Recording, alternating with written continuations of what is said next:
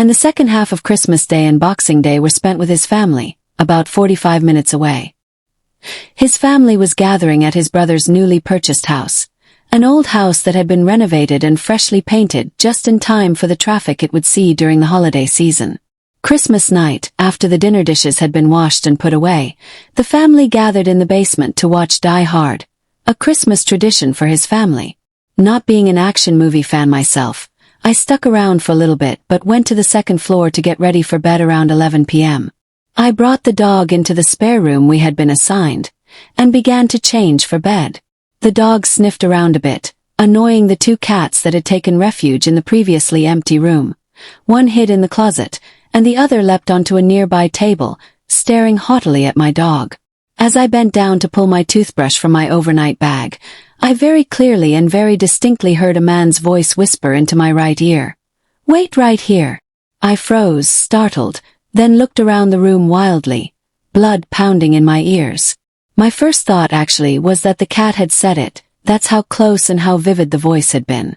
I dashed to the door and looked both ways down the hallway, but there was nobody there.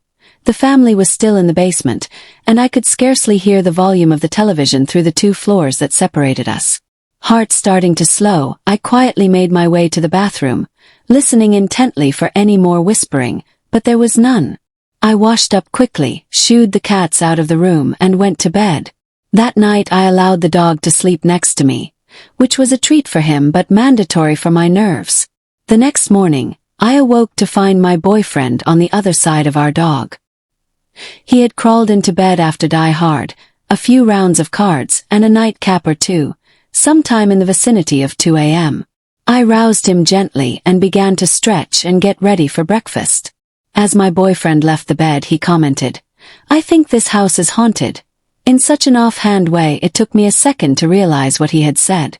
I asked him to explain. He told me that around 2 a.m., as he was getting into his pajamas, he heard a man's voice whisper directly into his ear. He ran to the hall to see who had said that, but nobody else was around, and I had been sound asleep at that time. When I asked what the voice had said, he told me something that made the hair on the back of my neck stand up. The voice had said, "Wait right here."